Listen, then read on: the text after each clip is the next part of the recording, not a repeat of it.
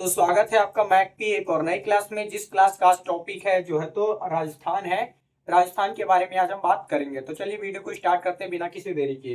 राजस्थान जो कि भारत का सबसे बड़ा राज्य है, भारत के कुल क्षेत्रफल का 10% हिस्सा जो तो राजस्थान रखता है। राजस्थान जो है तो उसका पश्चिमी क्षेत्र जो है वो थार के मरुस्थल के रूप में है, जो कि पूरी तरह से बंजर है। तो भारत में सबसे अधिक बंजर भूमि जो तो राजस्थान में ही पाई जाती है। राजस्थान के इस क्षेत्र को थार का मरुस्थल कहते हैं। थार के मरुस्थल को ही पाकिस्तान में जो तो चोलिस्तान कहते हैं। क्या नाम भी रखा है, चोलिस्तान रखा है ना। तो थार के मरुस्थल को पाकिस्तान में क्या कहते हैं, चोलिस्तान कहते हैं। थार के मरुस्थल में जो है तो सींचने के लिए, थार के मरुस्थल को सींचने के लिए यहाँ से पंजाब के हरिके बैराज बांध से, पंजाब के हरिके बैराज बांध से इंदिरा गांधी नाव निकाली गई। कौन सी नाव निकाली गई है? इंदिरा गांधी नाव निकाली गई है, जो राजस्थान के थार के मरुस्थल में बहती है ना। कृषि परियोजना पर आधारित भारत की सबसे बड़ी, कृषि परियोजना पर आधारित भारत की सबसे बड़ी नहर इंदिरा गांधी नहर है, और दुनिया की भी सबसे बड़ी नहर इंदिरा गांधी नहर है, कृषि परियोजना पर आधारित। अब हम आगे देखते हैं, आगे देखते हैं। राजस्थान में जो तो विश्व की सबसे ऊंची सबसे पुरानी पर्वतमाला जो है वो अरावली पर्वतमाला है, वो यहीं पर है ना। विश्व की सबसे पुरानी पर्वतमाला कौन सी भैया? तो अरावली पर्वतमाला। विश्व की सबसे पुरानी पर्वतमाला जो है वो अरावली पर्वतमाला है। अरावली पर्वतमाला जो है तो 540 बिलियन वर्ष पूर्व है ना, 540 बिलियन वर्ष पुरानी अरावली पर्वतमाला जो प्री कैम्ब्रियन काल में बनी हुई थी। अरावली पर्वतमाला की जो सबसे ऊंची चोटी है, अरावली पर्वतमाला की ये जो सबसे ऊंची चोटी है, इसको माउंट आबू है ना, इसको माउंट आबू कहा जाता है। क्या कहा जाता है? माउंट आबू या गुरु शिखर भी कहा जाता है इसे, है ना। यह कितनी ऊंची है? तो 1722 मीटर ऊंची है। कितनी ऊंची है? तो यह 1722 मीटर ऊंची है। अरावली पर्वतमाला की सबसे ऊंची चोटी माउंट आबू 1722 मीटर ऊंची है। अब ये जो अरावली पर्वतमाला है, इसके पश्चिम और पूरब और दक्षिण से 3 नदियां निकलती हैं। सबसे पहले तो यहाँ से है ना, दक्षिण से एक नदी निकलती है जिसको हम साबरमती नदी कहते हैं। कौन सी नदी है ये साबरमती नदी है। साबरमती नदी जो कि खंभात की खाड़ी में गिर जाती है। और यहाँ इधर से निकलती है कि आपकी लूनी नदी। लूनी नदी जो है, ये लूनी नदी जो है ये मध्य मरुस्थल में ही खत्म हो जाती है, अतः इसे अंतरवेशी नदी कहते हैं। और इसके बगल से निकलती है आपकी एक बनास नदी, और एक निकलती है चंबल नदी, है ना। बनास नदी जाके आगे चंबल नदी में ही मिल जाती है। चंबल नदी में जो तो नमक और बालू के दिखता है, इसी कारण जो तो चंबल नदी घाटी क्षेत्र में है ना, नमक की उपस्थिति के कारण जो तो किसी भी प्रकार का पेड़ पौधा नहीं उगता है वहां पर। और जो तो बालू है, तो बालू जो तो नदी के साथ बह जाता है, जिस कारण उस क्षेत्र में बहुत बड़े बड़े गड्ढों का निर्माण हो गया है। तो ऐसी उबड़ खाबड़ भूमि को जो तो हम बीहड़ कहते हैं, है ना। चंबल नदी घाटी कैसा क्षेत्र है? एक बीहड़ क्षेत्र है। बीहड़ क्षेत्र जो तो डाकुओं के लिए प्रसिद्ध है, डाकुओं के लिए प्रसिद्ध है बीहड़ क्षेत्र। यहाँ पर आप पूरी की पूरी बस छुपा दोगे तो किसी को पता नहीं चलेगा, इतने बड़े बड़े गड्ढे हैं, है ना। यह जो तो जो बीहड़ क्षेत्र है, यह मध्य प्रदेश के भिंडरा और मुरैना, है ना, मध्य प्रदेश के भिंडरा और मुरैना जिले में भी फैला हुआ है। तो आगे देखते हैं। जो अब जो देख लेते हैं राजस्थान के प्रमुख प्रमुख है ना डिस्ट्रिक्ट कौन से हैं तथा उनके महत्व क्या हैं। तो चलिए स्टार्ट करते हैं। यहाँ पर है राजस्थान का सबसे उत्तरी शहर है जिसे हनुमानगढ़ कहते हैं। हनुमानगढ़ जो है वहां पर जो तो कालीबंगन, सिंधु सभ्यता का एक शहर था कालीबंगन, जो कि हनुमानगढ़ जिले में स्थित था। यहाँ से सरस्वती नहर या घग्गर नदी जो तो बहती है ना। जो यहाँ का हनुमानगढ़ जिले में जो कालीबंगन था उसकी खोज जो तो अलमानंद घोष ने किया था, और उसकी खुदाई जो तो बीके थापड़ और बीबी लाल ने किया था ना। तो यहाँ हनुमानगढ़ जिले में सिंधु सभ्यता का कौन सा शहर था? तो कालीबंगन शहर जो था हनुमानगढ़ जिले में था। फिर यहाँ पर है आपका बीकानेर, है ना। बीकानेर जो है, बीकानेर आपका यहाँ की नमकीन बहुत प्रसिद्ध है ना। बीकानो नमकीन जो है वहीं की है ना, बीकानेर नमकीनों के लिए प्रसिद्ध है। फिर यहाँ पर आपका आता है जैसलमेर, है ना। जैसलमेर राजस्थान का सबसे गर्म क्षेत्र है। राजस्थान का सबसे गर्म क्षेत्र जो तो जैसलमेर है। और फिर यहाँ पर आज आपका आता है बाड़मेर, है ना। बाड़मेर में ऊंट अनुसंधान केंद्र है। क्या है? ऊंट अनुसंधान केंद्र बाड़मेर में है। ओके। फिर यहाँ पर जो तो जैसलमेर के पास वो एक और छोटा सा शहर मिलेगा आपको, लोंगेवाला, है ना। लोंगेवाला के लिए जो तो 1971 में एक कहानी है।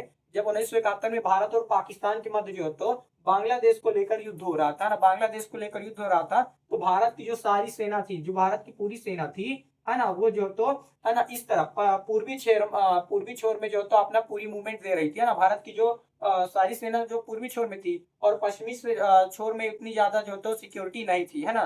तो पाकिस्तान ने इसी चीज का फायदा उठाया, और पाकिस्तान ने अपने 5000 सैनिकों के साथ 1971 में लोंगेवाला पोस्ट पर जो तो अटैक कर दिया था। लोंगेवाला पोस्ट पर अटैक कर दिया था। लोंगेवाला पोस्ट में है ना मेजर चांदपुरी थे, और उनके नेतृत्व में 120 जवान थे, है ना। मेजर चांदपुरी को हेडक्वार्टर से आदेश आया कि वह जो तो अपना पोस्ट छोड़कर जो तो वहां से भाग जाए, परंतु मेजर चांदपुरी ने कहा, चिड़िया नु में बाज डावा, गीदड़ नु में शेर बनावा, 1.25 लाख नु एक डावा, तब गोविंद सिंह नाम रखावा, है ना। यह गुरु गोविंद सिंह का जो तो नारा था, जो कि उन्होंने लगाया और वहां पर बोला कि हम मरना पसंद करेंगे पर हम पीठ दिखाकर भागना पसंद नहीं करेंगे, है ना। तो यहाँ पर जो है तो उन्होंने जो तो बहुत ही बहादुर से लड़ा और पाकिस्तान के जो तो 5,000 सैनिकों को जो तो हरा दिया। और इनकी मदद के लिए जो तो यहाँ पर आपका जोधपुर एयरबेस है ना, जोधपुर एयरबेस से जो तो फाइटर प्लेन जो तो सुबह 5 बजे तक में उड़ान भरे और यहाँ पर जो तो पाकिस्तानियों ने जो टैंक वगैरह लाए थे उन सभी पर जो तो मिसाइल वगैरह गिरा दिया, जिस कारण वो टैंक वगैरह जो तो ध्वस्त हो गए। आज भी वो टैंक जो तो भारत के म्यूजियम में रखे गए हैं, जिनको आप देख सकते हैं। तो आगे हम देखते हैं, ये जोधपुर एयरबेस जो है ये एशिया का सबसे बड़ा एयरबेस है, जोधपुर एयरबेस। और इसी के पास आपका आता है पोखरण, है ना। पोखरण के बारे में तो आपने सुना होगा। पोखरण में 1974 में, है ना, भारत ने अपना पहला परमाणु परीक्षण इस्माइली बुद्धा के नाम से किया था, जो कि भूमिगत था। और दूसरा परमाणु परीक्षण भी पोखरण में किया गया था 1998 में, शक्ति 98 के नाम से किया था, जिस समय भारत के प्रधानमंत्री अटल बिहारी वाजपेयी थे, है ना। भारत के प्रधानमंत्री अटल बिहारी वाजपेयी थे। ये क्वेश्चन करता है कि द्वितीय परमाणु परीक्षण के दौरान भारत के प्रधानमंत्री कौन थे, है ना। कि भारत ने अपना पहला और दूसरा परमाणु परीक्षण यहाँ किया तो पोखरण में किया था, है ना। जोधपुर में कौन सा एयरबेस है, तो यह एक सैनिक एयरबेस है ना। दुनिया का, एशिया का सबसे बड़ा एयरबेस है जोधपुर एयरबेस। फिर इसके बाद आगे आएंगे आपको तो यहाँ पर 2 और कंट्री मिलेगी, सिटी मिलेगी आपको। एक है आपका अजमेर और ऊपर वाला पुष्कर, है ना। अजमेर में जो तो आना सागर झील है अजमेर में, और ख्वाजा मोइनुद्दीन चिश्ती का दरगाह जो तो अजमेर में। ख्वाजा मोइनुद्दीन चिश्ती के गुरु का नाम उस्मान हारूनी था। तो अजमेर में क्या क्या है, अजमेर में जो है तो ख्वाजा मोइनुद्दीन चिश्ती का दरगाह भी है, उनके गुरु का नाम उस्मान हारूनी था। और आना सागर झील जो तो अजमेर में ही है, आना सागर झील अजमेर में।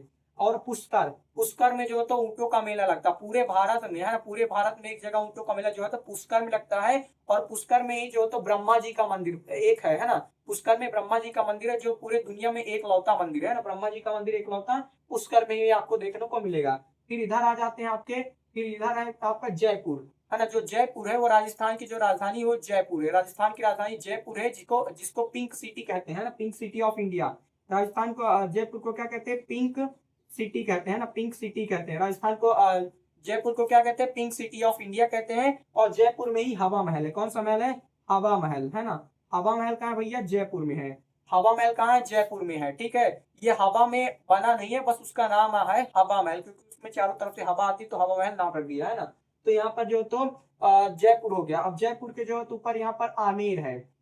ये जो आमेर है ये अकबर का ससुराल हुआ करता था। आमेर में क्या है, अकबर का ससुराल है। आमेर के राजा जो थे वो राजा भारमल थे, है ना। आमेर के राजा भारमल थे, जो कछवाहा वंश के शासक थे। उनकी बेटी थी जोधाबाई, है ना। जोधाबाई का विवाह जो तो, है ना, वो जोधाबाई का जो तो विवाह किससे करा दिया गया था, अकबर से करा दिया गया था। तो अकबर का जो तो यहाँ पर क्या है भैया, आमेर, अजमेर में ससुराल है अकबर का। अजमेर में जो तो, है ना, आमेर में जो तो अकबर का ससुराल है, ठीक है ना। ये हो गया। और यहाँ पर 2 और सिटी आ जाती, चूरू और झुंझुनू, है ना। ये जो है चूरू और जो झुंझुनू है ये पर्यटक क्षेत्र है। राजस्थान के पर्यटक क्षेत्र कौन कौन से, चूरू और झुंझुनू राजस्थान के पर्यटक क्षेत्र हैं। फिर इसके नीचे आपको जस्ट देखने को मिलेगा यहाँ पर नागौर, है ना। नागौर जो है, नागौर जिला, यहाँ पर जो तो सांभा झील है। भारत की सबसे खारी झील जो तो सांभा झील है। सांभा झील को ढोने के लिए भारत में, है ना, सांभा झील को ढोने के लिए पूरे भारत में एकमात्र लकड़ी की ट्रेन चलती है, जो कि यहीं पर राजस्थान के नागौर में चलती है, ठीक है। और राजस्थान के नागौर में 2 अक्टूबर 1959 को, 2 अक्टूबर 1959 को पूरे भारत में सबसे पहले, है ना, पूरे भारत में सबसे पहला ऐसा यह क्षेत्र था जहां पर ग्राम पंचायत लागू हुआ था। कब लागू हुआ था, 2 अक्टूबर 1959 को पहली बार ग्राम पंचायत जो तो नागौर में ही लागू हुआ था। नागौर में सांभर झील भी है, ठीक है। अब आगे देखते हैं, यहाँ पर है मकराना, है ना। ये जो मकराना है आपका, है ना, मकराना जो तो मारवाल के लिए प्रसिद्ध है, संगमरमर के लिए प्रसिद्ध है। बेदाग सफेद संगमरमर के लिए जो तो मकराना प्रसिद्ध है। ताजमहल का निर्माण भी जो तो मकराना की खदान से निकाली गई संगमरमर से ही हुआ था। और ताजमहल जो तो पिएट्रा डेरा शैली से निर्मित है। तो ये राजस्थान के प्रमुख प्रमुख, है ना, शहर हो गए। और यहाँ पर है आपका कोटा, है ना, वो गल्ला वाला राशन वाला कोटा नहीं, कोटा, ये सिटी का नाम है कोटा, है ना। कोटा में जो तो रावत भाटा परमाणु रिएक्टर है। रावत भाटा परमाणु रिएक्टर जो तो वो कोटा में है ना। यहाँ पर जो तो यूरेनियम से भी बिजली बनाया जाता है ना। और चंबल नदी के किनारे है, तो चंबल नदी पर बांध बनाकर भी बिजली बनाया जाता है। और यहाँ पर जो तो कोयला जलाकर भी बिजली बनाया जाता है। और कोटा को जो तो सुसाइड कैपिटल ऑफ इंडिया कहते हैं। क्या कहते हैं, है ना, सुसाइड, है ना, कैपिटल, कैपिटल, है ना, सुसाइड कैपिटल ऑफ इंडिया, है ना। सुसाइड कैपिटल ऑफ इंडिया किसे कहते हैं, तो कोटा को कहते हैं। कोटा जो तो इंजीनियरिंग मेडिकल के लिए प्रसिद्ध है। यहाँ पर जो तो दूर दूर से भारत के कोने कोने से लोग जो तो बच्चे लोग अपने बच्चों को पढ़ने के लिए भेजते हैं, है ना। माता पिता है ना का प्रेशर और रिजल्ट ना होने के प्रेशर के कारण यहाँ पर बहुत बच्चे आत्महत्या भी कर लेते हैं। तो सुसाइड कैपिटल ऑफ इंडिया किसे कहा जाता है? कोटा को कहा जाता है। रावत भाटा परमाणु रिएक्टर कहाँ है भैया? तो कोटा में है, ठीक है।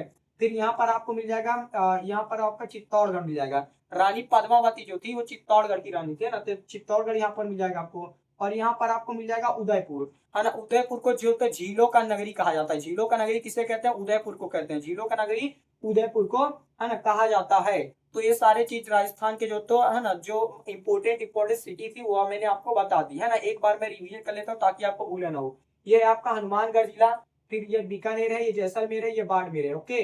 फिर ये है लोंगेवाला, है ना। फिर ये पोखरण है, फिर ये जो तो जोधपुर एयरबेस है, फिर ये है अजमेर, फिर ये पुष्कर, और ये है आपका अजमेर, ये पुष्कर है। यहाँ पर जो तो जयपुर है, और यहाँ पर आमेर है, ये चूरू है, झुंझुनू है, ओके। और ये जो तो नागौर है, और ये मकराना है, ओके। और फिर ये उदयपुर है, ये चित्तौड़गढ़ है, और ये कोटा है ना। तो अगर आपके पास मैप होंगे तो इन सारी चीजों को जो तो आप मैप में टिक कर लेना, है ना, ताकि आपको भूले ना।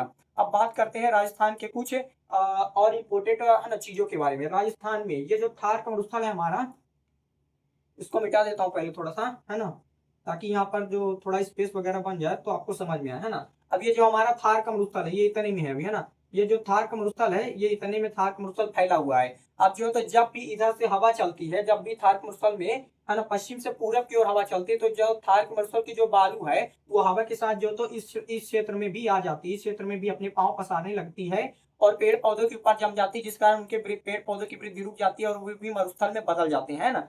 तो इसी राजस्थान के मरुस्थलीय क्षेत्र के विस्तार को रोकने के लिए, है ना, मरुस्थलीय क्षेत्र के विस्तार को रोकने के लिए, है ना, यहाँ दिल्ली से, है ना, दिल्ली से जो है तो, है ना, दिल्ली से जो है तो गुजरात के कच्छ के रण तक, है ना, दिल्ली से गुजरात के कच्छ के रण तक जो तो ग्रीन वॉल ऑफ इंडिया, है ना, ग्रीन वॉल ऑफ इंडिया एक दीवार बनाई जा रही है। यह दीवार जो तो ईंटा पत्थरों की नहीं है, बल्कि यह एक पेड़ों की दीवार है, जो कि 1200 किलोमीटर चौड़ी होगी, है ना, जो कि 1200 किलोमीटर जो तो चौड़ी होगी, है ना। मतलब कि जो 5 किलोमीटर चौड़ी होगी और 1200 किलोमीटर लंबी होगी, है ना। 1200 किलोमीटर इसकी लंबाई होगी और 5 किलोमीटर चौड़ाई होगी, है ना। तो ग्रीन वॉल ऑफ इंडिया इसे कहा जाता है ना, पेड़ पौधों की दीवार, है ना। ये पेड़ पौधों की जो दीवार है ये राजस्थान के थार मरुस्थल के विस्तार को जो तो, है ना, रोक देगा। अगर आपको वीडियो अच्छा लगा हो और आपको जो मैंने जानकारियां बताई है वो सही मतलब आपको समझ में आई हो, तो आप जो तो मेरे चैनल को सब्सक्राइब कर लेना, वीडियो को लाइक भी कर देना, और बेल आइकन भी प्रेस कर देना, ताकि अदर स्टेट की मैं जो वीडियो डालूं तो उसकी नोटिफिकेशन आपको मिल जाए, है ना। तब तक के लिए जय हिंद। अब मिलेंगे नेक्स्ट वीडियो में।